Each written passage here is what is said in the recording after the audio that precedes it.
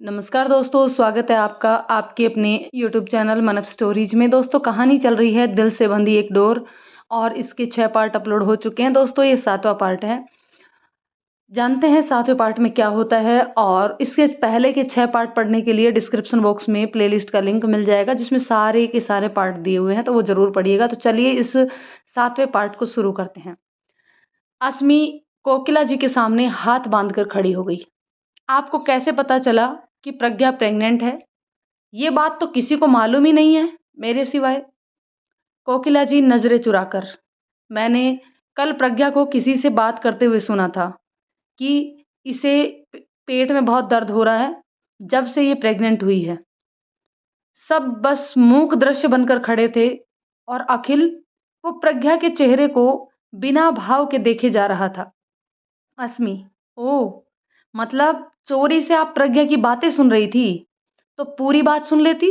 आधी अधूरी बात सुनकर ये बखेड़ा खड़ा कर दिया और प्रज्ञा के चरित्र को दागदार करने में लग गई हैं आप। अखिल अस्मी को देखकर, क्या हुआ है प्रज्ञा के साथ? सच क्या है, बताओ अस्मी। अस्मी ने अखिल की तरफ देखा, फिर बाकी सब की तरफ भी, जो सच जानना चाहते थे। आगे की स्टोरी फ्लैशबैक में। प्रज्ञा जब यहाँ से गई तो इसके पास नौकरी नहीं थी। प्रज्ञा को मेरठ में एक कोचिंग सेंटर में जॉब मिल गई। दिन बीतने लगे। एक रात प्रज्ञा सेंटर से लौटते समय लेट हो गई। फिर अचानक से बारिश शुरू हो गई। प्रज्ञा अपने रूम पर जाने के लिए सवारी ढूंढने लगी, पर बारिश की वजह से इसे कुछ ना मिला, तो ये पैदल ही अपने रूम की तरफ निकल गई। तभी रास्ते में प्रज्ञा ने देखा 3 लड़के जो एक लड़की को जबरदस्ती अपनी कार में बिठाने की कोशिश कर रहे थे। प्रज्ञा जोर से चीखी, ए, क्या कर रहे हो तुम लोग? प्रज्ञा उन लड़कों की तरफ भागी और उस लड़की को बचाने की कोशिश करने लगी, पर इस छीना झपटी में प्रज्ञा और उस लड़की को बहुत चोटें आ गई। उन लड़कों ने पी रखी थी। एक लड़के ने प्रज्ञा को पकड़ना चाहा, तो प्रज्ञा ने गुस्से में उसे जोरदार चांटा मार दिया। वो लड़का गुस्से में बौखला गया और उसने अपने बाकी सभी दोस्तों को उस लड़की को छोड़कर प्रज्ञा को पकड़ने के लिए कह दिया। उन लड़कों ने उस लड़की को अधमरी हालत में वहीं सड़क पर फेंक दिया और प्रज्ञा को जबरदस्ती गाड़ी में बैठाकर ले गए। प्रज्ञा अपनी मदद करने के लिए चीखती रही, पर किसी ने प्रज्ञा की चीख पुकार नहीं सुनी। प्रज्ञा ने उस लड़की की इज्जत को बचा लिया, पर खुद को बस इतना ही कह पाई अस्मी, और फिर वो सिसकने लगी। सबको अस्मी की बात सुनकर शौक लग गया और अखिल ने प्रज्ञा को अपने सीने में भींच लिया। अस्मी ने सिसकते हुए अपनी बात जारी रखी। प्रज्ञा किसी तरह अगले दिन पुलिस स्टेशन रिपोर्ट दर्ज करवाने गई, तो उसका ही मजाक बना दिया गया। वहां पे प्रज्ञा अंदर से बिल्कुल टूट गई। फिर कुछ दिन बाद प्रज्ञा को मथुरा यूनिवर्सिटी में लेक्चरर की नौकरी मिल गई। फिर प्रज्ञा मथुरा आ गई। धीरे धीरे दिन बीतने लगे। मेरी नौकरी भी प्रज्ञा के साथ ही लग गई। शुरू में तो हम दोनों में बातचीत बहुत कम होती थी, पर फिर धीरे धीरे हम दोनों दोस्त बन गए। प्रज्ञा ने अपने बारे में मुझे सब बता दिया। एक दिन मथुरा में ही उस आश्रम के ओनर मिल गए प्रज्ञा को, जहां पूरब रहता था। उन्होंने अखिल के बारे में सब बताया कि पूरब के जाने के बाद अखिल ने पूरब की कमी को पूरा किया। पूरब अपनी आधी कमाई आश्रम को दे देता था। फिर अखिल ने पूरब के बारे में सब मालूम किया और आश्रम में पहुंच गए। उन्होंने अपनी सारी समस्याएं अखिल के सामने रख दी। अखिल ने पूरब के नाम से जमीन खरीदकर उस पर 10 मंजिला बिल्डिंग खड़ी की, सुख सुविधाओं से लैस। उस बिल्डिंग को पूरब का आशियाना कहा। जब अखिल के बारे में सारी सच्चाई प्रज्ञा को मालूम हुई, तो प्रज्ञा खुद को अखिल का दोषी मानने लगी और खुद को खत्म करने के लिए अपने हाथ की नस काट ली। प्रज्ञा मरना चाहती थी, क्योंकि इसे लगता था कि इसने अखिल का दिल दुखाकर भयंकर पाप कर दिया है। वो गिल्ट में जीने लगी, बस हर वक्त बड़बड़ाती रहती, मैंने बहुत बड़ा पाप कर दिया है, मुझे मर जाना चाहिए, कहकर रातों को उठ उठ कर बैठ जाती। प्रज्ञा की स्थिति बहुत दयनीय हो गई थी। अब वर्तमान में कोकिला जी ने गुस्से से अस्मी से कहा, इसका मतलब तुम सब जानती थी? फिर ये शादी की नाटक क्यों किया तुमने? अस्मी: वो इसलिए, मैं जानती थी अगर मैं शादी के लिए मना करती तो आप किसी और लड़की का रिश्ता अखिल के लिए ले आती, और वो लड़की अखिल से शादी करने के लिहाज से कभी मना नहीं करती। मैं अखिल और प्रज्ञा को एक साथ देखना चाहती थी। उर्मिला जी अपनी बेटी के बारे में सोच सोच कर रोने लगी।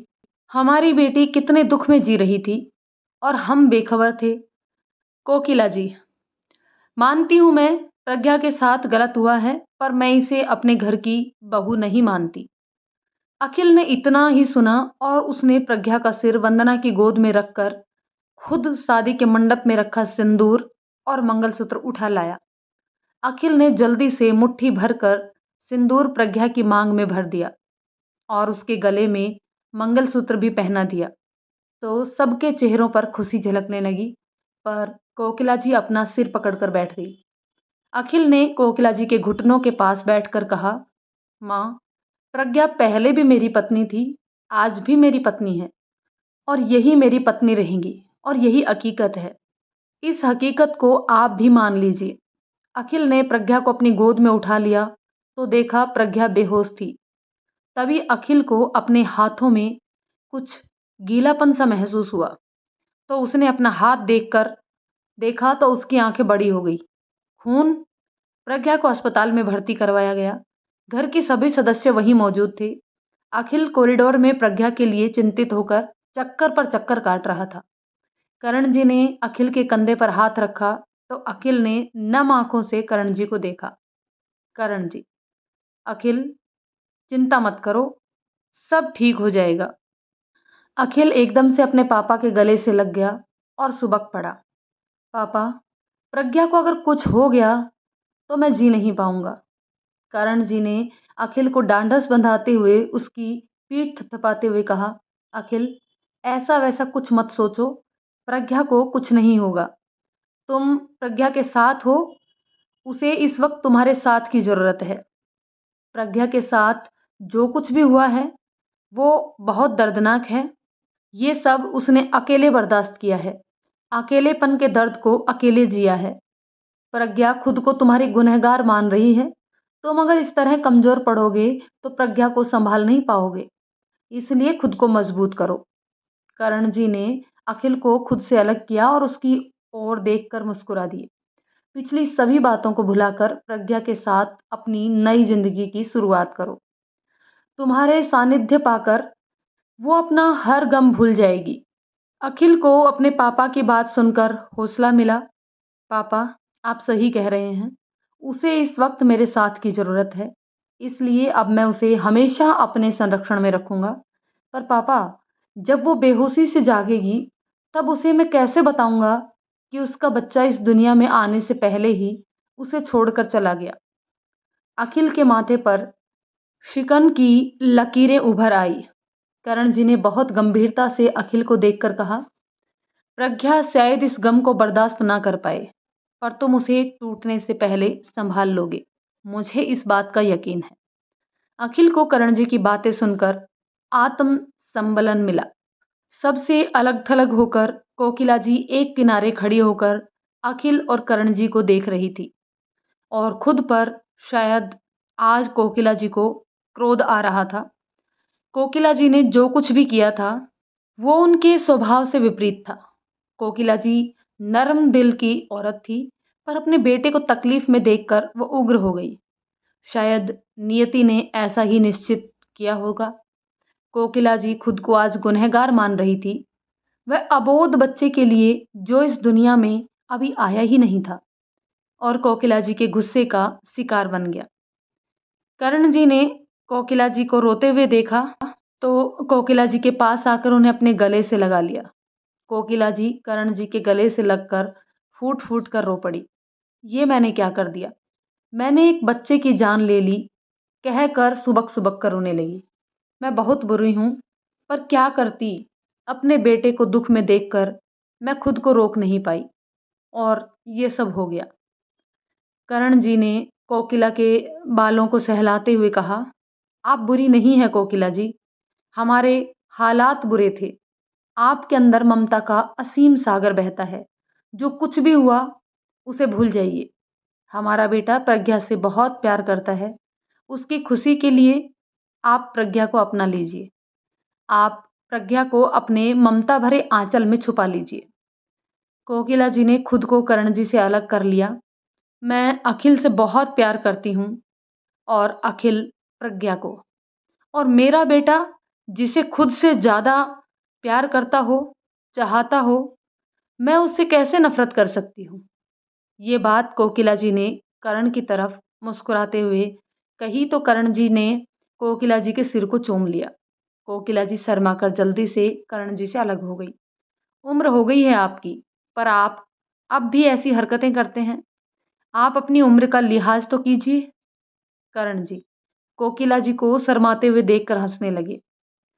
मैं अभी जवान हूँ और प्यार करने के लिए उम्र नहीं देखी जाती है। उसके कुछ घंटों बाद सब प्रज्ञा के इर्द गिर्द खड़े थे। प्रज्ञा को होश आ गया था। उसने धीरे से अपनी आंखें खोली तो सबको अपने सामने मुस्कुराते हुए देखा तो वो हल्के से मुस्कुरा दी। पर प्रज्ञा को कुछ अजीब सा महसूस हो रहा था। उसने अपने पेट पर हाथ रखा तो प्रज्ञा को महसूस हुआ कि जैसे उसके जिस्म से उसका कोई एक हिस्सा अलग कर दिया गया है। प्रज्ञा को समझते देर नहीं लगी और उसने अपने चेहरे को अपने दोनों हाथों से ढक लिया और बुरी तरह रोने लगी। प्रज्ञा के दर्द को सब समझ रहे थे। उसे चुप करवाने के लिए वंदना प्रज्ञा के पास जाने लगी तो अखिल ने अपना हाथ दिखाकर वंदना को प्रज्ञा के पास जाने से मना कर दिया। प्रज्ञा फूट फूट कर रोने लगी। बहुत देर तक वो रोई, फिर से वो बेहोश हो गई।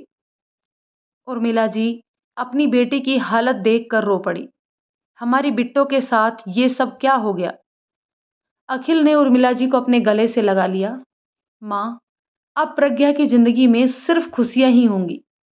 प्रज्ञा की आंखों में अब कभी आंसू नहीं आएंगे।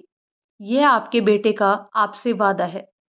उर्मिला जी मुस्कुरा दी और अखिल के सिर पर हाथ रखकर उसे आशीर्वाद दिया। हम आप जैसा दामाद पाकर धन्य हो गए हैं। सभी प्रज्ञा के कमरे से बाहर आ गए।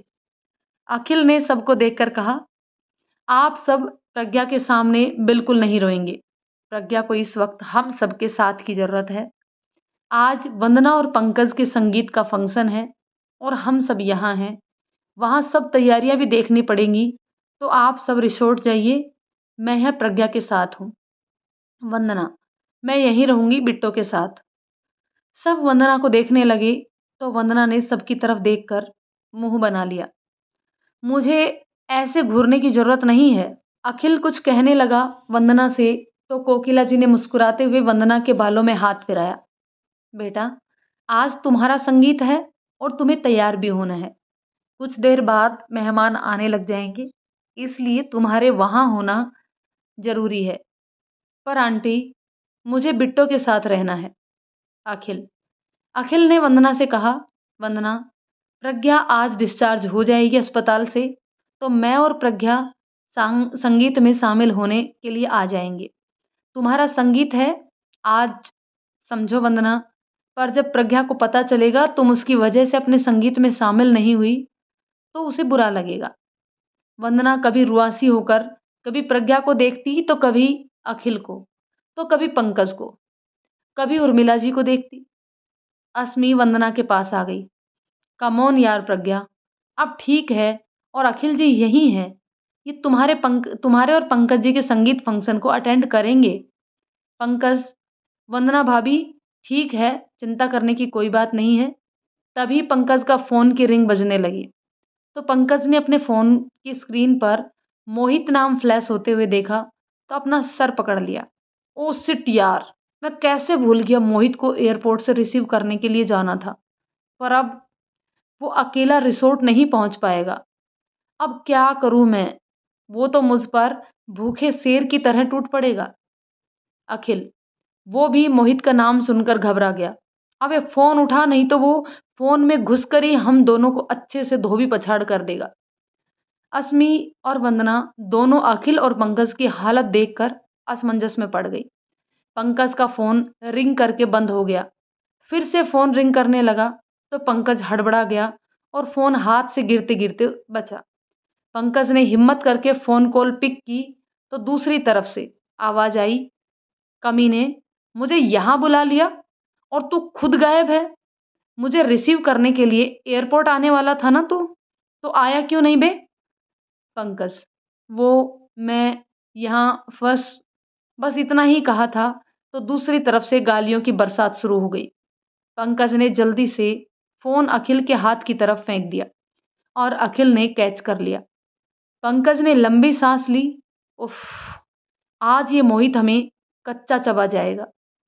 मोहित फ़ोन पर अखिल से बात कर रहा था, पर उसे नहीं पता था कि फ़ोन अखिल के हाथ में है। तुझसे तो मैं अ, अब तब बात करूँगा जब तू मुझे मिलेगा। कैसे दोस्त मिले हैं मुझे? अच्छे से जानते हैं कि मैं कितने सालों बाद अबोर्ड से इंडिया आ रहा हूँ। मुझे यहाँ के बारे में ज़्यादा जानकारी नहीं है। अखिल ने नरम आवाज़ में कहा, यार, हमें माफ़ कर दे। हम तुझे एयरपोर्ट रिसीव करने के लिए नहीं आ पाए। तू कहाँ है इस वक़्त? मुझे बता। मैं अभी तुझे वहीं से लेने के लिए वहाँ आता हूँ। मोहित, बिट्टू यार तू है? कोई बात नहीं। मैं रिसोर्ट पहुँच चुका हूँ किसी तरीके से। पर इस पंकज के बच्चे ने फ़ोन तेरे हाथ में दे दिया। मिलने दे इसे। इसकी खबर अच्छे से लूँगा मैं। अखिल, मोहित, पंकज भी रिसोर्ट में पहुँचने वाला है। तू तब तक फ्रेश हो जा। मोहित, ओके, पर तुम सब हो कहाँ? शादी वाली जगह तो सन्नाटा पसरा हुआ है। अखिल, तुझे सब बता देंगे रिसोर्ट पहुँचकर। तब तक तू फ्रेश हो जा। बात खत्म होने के बाद दोनों तरफ से फ़ोन बंद हो गया। अखिल, पंकज, तुम जल्दी से रिसोर्ट जाओ। वहाँ शादी की तैयारियां करनी है।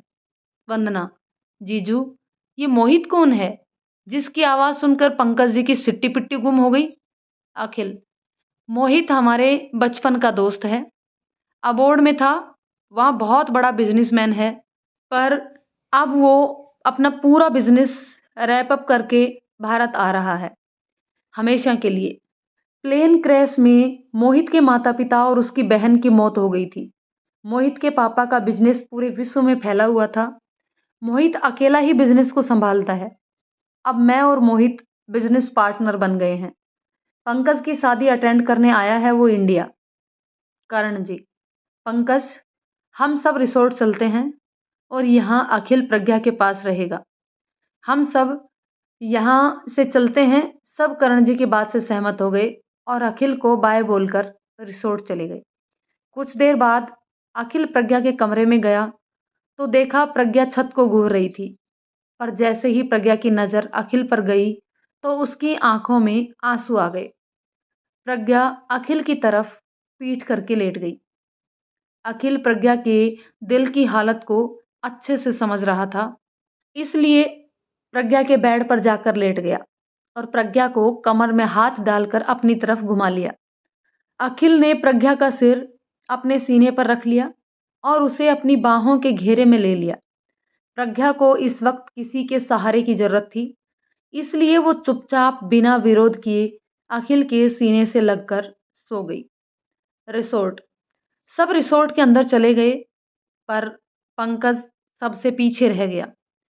जैसे ही पंकज रिसोर्ट के अंदर घुसा, किसी ने उसे पीछे से पकड़कर नीचे गिरा दिया और उसके ऊपर चढ़कर उसके पेट में एक घूंसा मार दिया।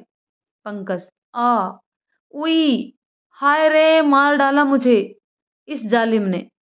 पंकज दर्द से कहराने लगा। सब पंकज की आवाज़ सुनकर वहां आ गए। दीक्षा, मोहित भाई और बाकी सब जोर जोर से हंसने लगे और पंकज और मोहित को लड़ते भिड़ते हुए छोड़ गए। पर अस्मी मोहित को वहां देखकर जड़ हो गई। मोहित की नज़र अचानक से अस्मी पर गई तो वो एकदम से पंकज के ऊपर से उठ गया। अस्मी और मोहित एक दूसरे को गहरी नज़रों से देख रहे थे। मोहित की आंखें नम हो गई अस्मी को देखकर। पंकज ने मोहित की नम आंखें देख ली और अस्मी का उतरा हुआ चेहरा भी। पंकज सोचने लगा, इन दोनों को देखकर लगता है कि दोनों एक दूसरे को बहुत अच्छे से जानते हैं, पर यहाँ अजनबियों की तरह बिहेव कर रहे हैं। मुझे इस बारे में बिट्टू से बात करनी पड़ेगी। संगीत सेरेमनी। संगीत सेरेमनी शुरू हो गई। हर तरफ रोमांटिक गाने बज रहे थे। संगीत सेरेमनी की सारी डेकोरेशन अस्मी और मोहित ने की थी, पर इस दौरान दोनों ने एक दूसरे से ना बात की और ना ही एक दूसरे को देखा। अखिल प्रज्ञा को अस्पताल से रिसोर्ट लेकर आ गया था। प्रज्ञा रिसोर्ट में अपने कमरे में लेटी हुई थी। सबने प्रज्ञा को आराम करने की हिदायत दी, तो प्रज्ञा अपना मन महसूस कर बैठ गई। प्रज्ञा को डीजे पर बज रहे गाने सुनाई दे रहे थे। प्रज्ञा बहुत उदास हो गई। अखिल तैयार होकर प्रज्ञा के कमरे में देखने आया, तो प्रज्ञा आंखें बंद करके लेटी हुई थी। अखिल आईने के सामने खड़ा होकर ब्लैक जैकेट पहन रहा था। प्रज्ञा की तरफ बिना देखे ही कहा, तुम वंदना और पंकज के संगीत में शामिल होना चाहती हो? प्रज्ञा ने अखिल की आवाज़ सुनी, तो उसने धीरे से अपनी आंखें खोली, तो एक पल के लिए प्रज्ञा अपनी पलकें झपकाना ही भूल गई। अखिल ने ब्लैक जींस के साथ वाइट टी शर्ट और ब्लैक जैकेट पहन रखी थी। अखिल की हाइट, उसकी फिट मसल्स वाली बॉडी टी शर्ट में से साफ दिख रही थी। अखिल को देखकर प्रज्ञा का दिल बहुत तेज धड़क रहा था। शायद पहली बार। मुझे इस तरह घूरोगी तो मैं शर्मा जाऊंगा। ये तुम बिल्कुल गलत सोच रही हो। अखिल ने प्रज्ञा को बिना देखे कहा, तो प्रज्ञा अखिल की बात सुनकर छेप गई और अपना मुंह फेर कर दूसरी तरफ करने लगी, तो अखिल एकदम से प्रज्ञा के सामने आकर उसके पास बेड पर बैठ गया और प्रज्ञा की कमर के इर्द गिर्द अपनी बाहें रखकर उसके चेहरे पर झुक गया। अखिल को अपने इतना करीब देखकर प्रज्ञा की सांसें ऊपर नीचे होने लगी। अखिल के जिस्म से आ रही मर्दाना खुशबू से प्रज्ञा ने अपनी आंखें कसकर भींच ली। प्रज्ञा को अपने भीतर जज्बात की लहरें उठती हुई महसूस हुई। अखिल एकटक प्रज्ञा को शरारत से मुस्कुराते हुए देख रहा था। प्रज्ञा के पास होने के एहसास से अखिल का चेहरा एकदम से चमक गया। प्रज्ञा अखिल की नजरों का सामना नहीं कर पा रही थी, इसलिए प्रज्ञा अपनी नजरें फेर कर दूसरी तरफ देखने को हुई, तो अखिल ने एकदम से प्रज्ञा का चेहरा अपने दोनों हाथों में भर लिया। तुम मुझे देखकर मुंह क्यों फेर लेती हो? मैं जानता हूं तुम्हारे दिल में मेरे लिए कोई जगह नहीं है, फिर भी मैंने सिर्फ तुमसे प्यार किया और बेशुमार किया। मेरी पहली और आखिरी मोहब्बत सिर्फ तुम हो मेरी जान। प्रज्ञा अवाक थी अखिल के मुंह से अपने लिए ऐसी बातें सुनकर। अखिल, तुम जानती हो मैंने तुम्हें जान क्यों कहा? प्रज्ञा ने नम आंखों से आहिस्ता से अपना सिर ना में हिला दिया। अखिल, क्योंकि तुम पहली और आखिरी लड़की हो जिससे मुझे पहली ही नजर में प्यार हो गया था। तुम मेरे जीने की वजह हो। बेजान है जान मेरी तेरी जान के बिना, बेचैन रहती है मेरी नजरें तुम्हें देखे बिना। प्रज्ञा अखिल की बातें सुनकर सिसक पड़ी और अपने दोनों हाथों से अपने चेहरे को ढककर फूट फूट कर रोने लगी। मैं आपके लायक नहीं हूँ। मैंने आपको बहुत दुख दिया है, तकलीफ पहुंचाई है। आपने निस्वार्थ प्रेम किया मुझसे और मैंने उसके बदले आपका तिरस्कार किया। मेरा तन मैला हो गया है। आपके उजले व्यक्तित्व पर अगर इस मैले तन की परछाई पड़ी तो आपका तिरस्कार होगा।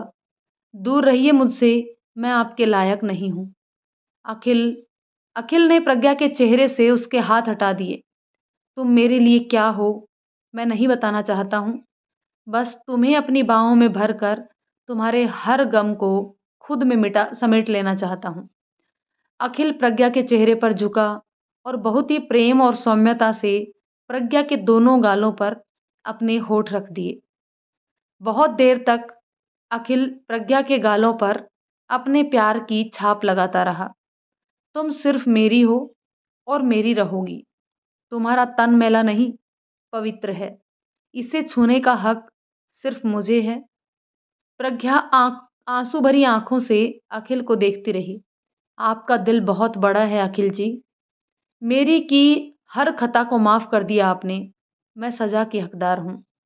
आप मुझे जो भी सजा देंगे मुझे कबूल होगी। अखिल ने अपना नीचे का होठ हल्के से एक साइड में दबा लिया।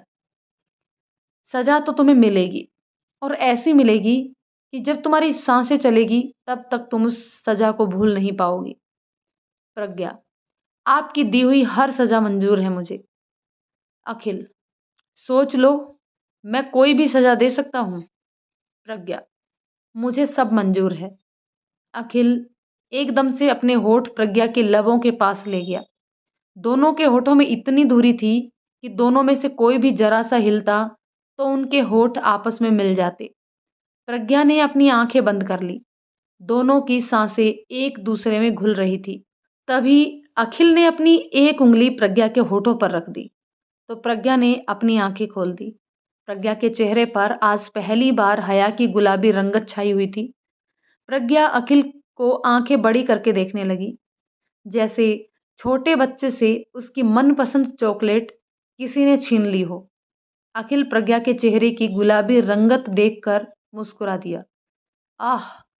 अखिल ने प्रज्ञा के गोरे गुलाबी गालों को अपने मन में कहा। अखिल की उंगली प्रज्ञा के होठों पर थी, जिसकी वजह से प्रज्ञा की धड़कनें बहुत तेज चल रही थी। अखिल, क्या हुआ? तुम्हारे चेहरे का रंग गुलाबी क्यों हो गया है? अखिल शरारत से मुस्कुरा दिया।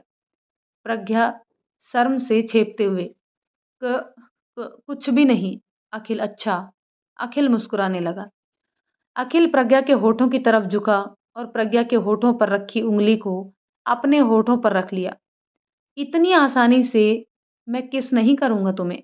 मेरी पहली किस है, इसे यादगार बनाना है मुझे, ऐसे जल्दबाजी में नहीं। प्रज्ञा अखिल की बातें सुनकर शर्माते हुए खुद में सिमट रही थी। अखिल, तुम्हारे गालों को अभी और गुलाबी होना है। शर्माकर सिमट जाओगी आकर मेरी बाहों में।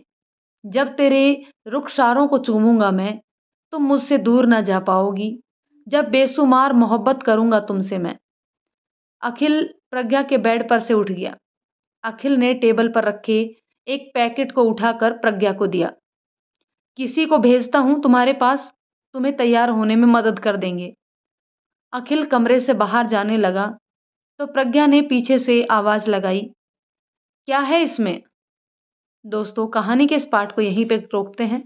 मिलते हैं एक और पार्ट में और जानते हैं कहानी में आगे क्या होता है। तब तक के लिए कहानी आपको कैसी लग रही है कमेंट करके ज़रूर बताइएगा। कहानी पसंद आए तो लाइक शेयर करें। चैनल पर नए हैं तो प्लीज़ चैनल को सब्सक्राइब ज़रूर कर लें।